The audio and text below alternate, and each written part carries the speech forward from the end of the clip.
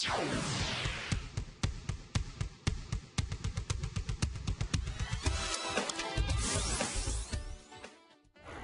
estamos de volta com o seu programa Estilo de Vida. Eu gostaria de agradecer a sua participação através do nosso WhatsApp, 92 código de Manaus, 981114512. Se ainda não mandou a sua pergunta, ainda dá tempo. Lembrando que este é o último bloco de entrevista, então corre lá, pega o seu celular e manda uma mensagem para a nossa produção, viu? E a gente continua com o nosso bate-papo de hoje, falando sobre vinhos, qual é o melhor para a saúde, a quantidade, quais são os seus benefícios, porém pouco se fala dos seus malefícios, nem em excesso, é claro.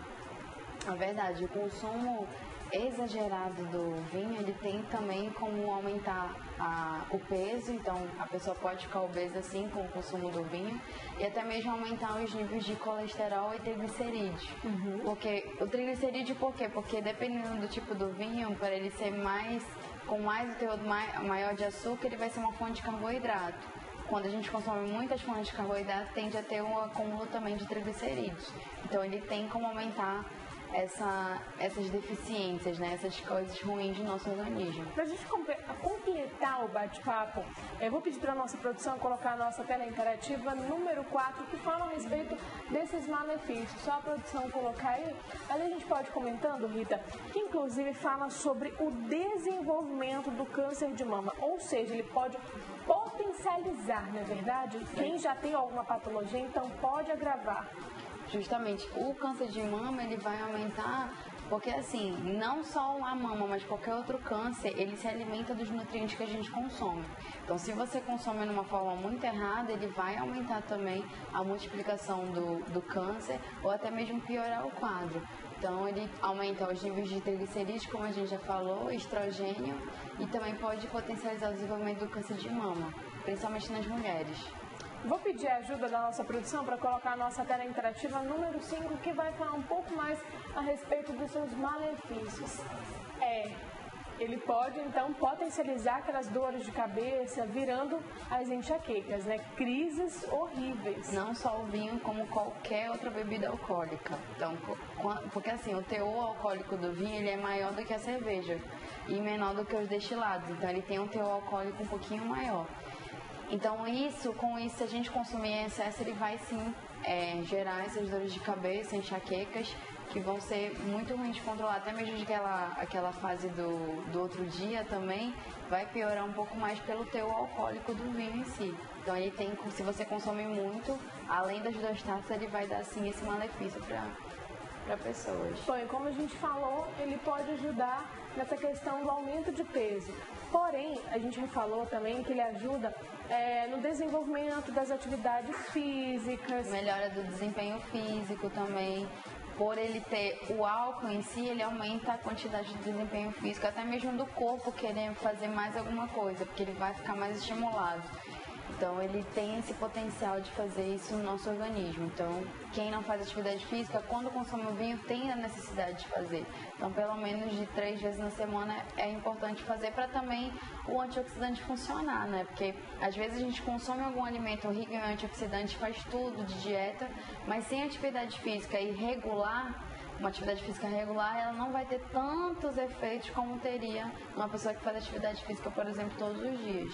Agora, a pessoa pode se tornar dependente desse vinho, dessa bebida, já que um homem pode consumir 3 cálices e a mulher 2 cálices? Do vinho é muito... É provável que não, porque o vinho também ele tem essa parte que não torna dependente. Por a gente substituir ele pelo suco de uva, que é não tanto o mesmo sabor, mas tem as mesmas proteções. É diferentemente da cerveja, diferentemente dos destilados, que as pessoas tendem a ter a dependência mesmo química, né, que a gente pode chamar a dependência do consumo de álcool em si, mas o vinho não tanto. Mas cada caso é um caso e cada pessoa, e também algumas pessoas podem vir sim a ter essa dependência do vinho. Agora, quando a gente percebe que o vinho não está apto mais para consumo, a gente já abriu a garrafa, a gente colocou esse vinho para ser armazenado na temperatura da geladeira, porém, com o passar dos dias, a gente, pelo menos isso eu já observei na minha casa, que eles vão ficando com alguns resíduos dentro da garrafa. Isso é da uva ou isso quer dizer que já é o fungo, bactéria proliferando ali dentro? Na verdade, olha, uma curiosidade bacana que não sei se a gente já conheceu o vinagre. O vinagre é um alimento que a gente coloca no temperar saladas, até mesmo na nossa culinária dia a dia, né? O vinagre é um vinho que não deu certo, que na verdade aconteceu ali uma fermentação que a gente chama de asséptica, que é diferente da fermentação alcoólica. Então é um vinho, ele vai começando, se a gente vai estragando, né? A partir do momento do armazenamento inadequado, então ao passar do tempo, ele vai virando vinagre também. Então o vinho, ele vai perdendo as propriedades, ele vai tendo aquele odor mais acentuado de vinagre e gerando também aqueles resíduos da uva, que já vai estragando o vinho em si. Então ele pode ser usado para preparo de alimentos ou bom, não? Ele não depende muito da marca do vinho. Vinhos mais baratos não, a gente tem que descartar mesmo. Agora, vinhos mais caros, eles podem sim ser utilizados em outras preparações. Mas aqueles que a gente consome mesmo no supermercado e tal, que é um pouquinho mais barato, é bom jogar fora mesmo depois que estraga. Agora, se a gente comprar a garrafa e deixar ela reservada em um lugar, digamos assim, na temperatura ambiente mesmo, né? É ideal? É ideal, sim. O importante é ter locais que escondam, né, sobre a luz, oxigênio. Então não tem que estar muito iluminado e até mesmo em eixo horizontal. Até em alguns modulados a gente não vê aqui locais para vinho, é justamente ali que ele pode ser guardado. Tem que ser guardado horizontal e nunca vertical. Então tem essa diferença também do armazenamento do vinho, a temperatura, um local escuro, que não tenha tanta ventilação. Então tem que ser isso para armazenar o vinho para alguma data. Quem não tem adega, né? Então dá para guardar na própria cozinha, mas nessas condições.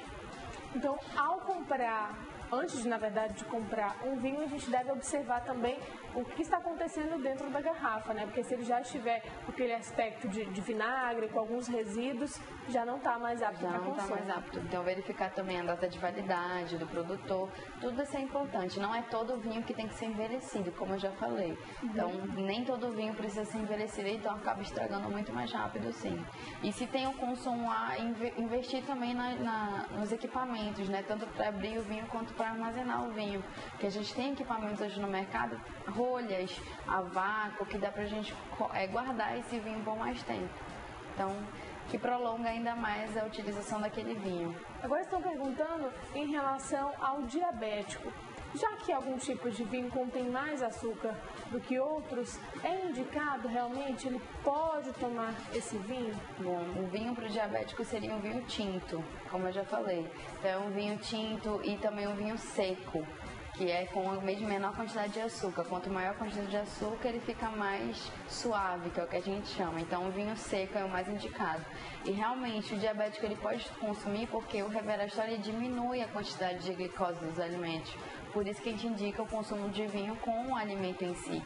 Então é importante fazer o consumo dele com um alimento que vai diminuir a glicose também absorvida. Então para o diabético é uma ótima pedida. Mais uma vez, não é o diabético descompensado. Tem que ser o diabético que segue uma dieta, uma rotina. Já é controlada a doença. Já é controlada a doença. Então além do medicamento tem que ter a utilização de outros coisas que regulam a diabetes. Agora você falou em relação ao medicamento, o álcool ou o vinho, ele, digamos assim, pode de certa forma influenciar nessa questão da eficácia do medicamento?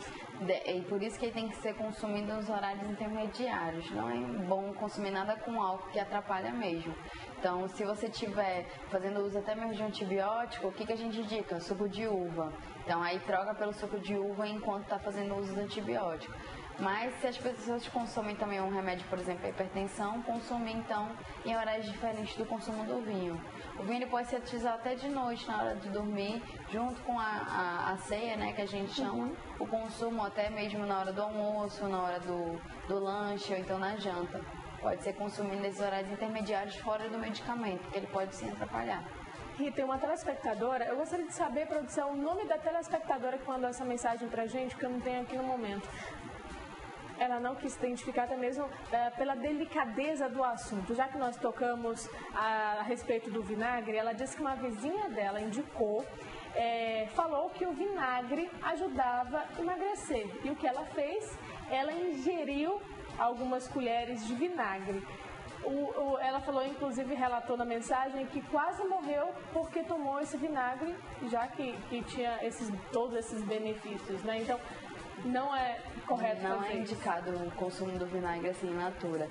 Então, qualquer outra, assim, que a gente chama assim de algumas indicações, né, erradas, tem que fazer o verificamento também até na própria internet, que agora é um veículo de comunicação muito rápido, mas não é verdade. O vinagre ele serve somente para dar sabor aos alimentos e utiliza na culinária em poucas quantidades. A gente nunca exagera também no vinagre porque ele tem esse aspecto bem mais ácido. E tem até gente que tem problema de gastrite, ou então tem um estômago muito mais fraco, imunidade mais baixa, com certeza vai ter esses desagravamentos que a gente viu aí. Então, piora ainda mais o quadro da gastrite por ser um alimento muito ácido.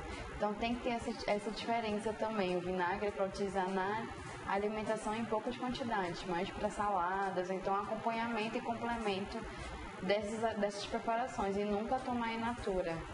Ou até mesmo misturado, porque tem gente que mistura também um pouquinho na água, mas assim, na água em si, para você preparar algum alimento, pode ser utilizado, só não pode ser consumo in natura. Mas a respeito das saladas, por exemplo, praticamente o vinagre é consumido in natura, né? Mas em poucas quantidades, a gente não coloca uma colher de sopa e vai consumir esse vinagre puro, sem nenhuma outra coisa envolvida.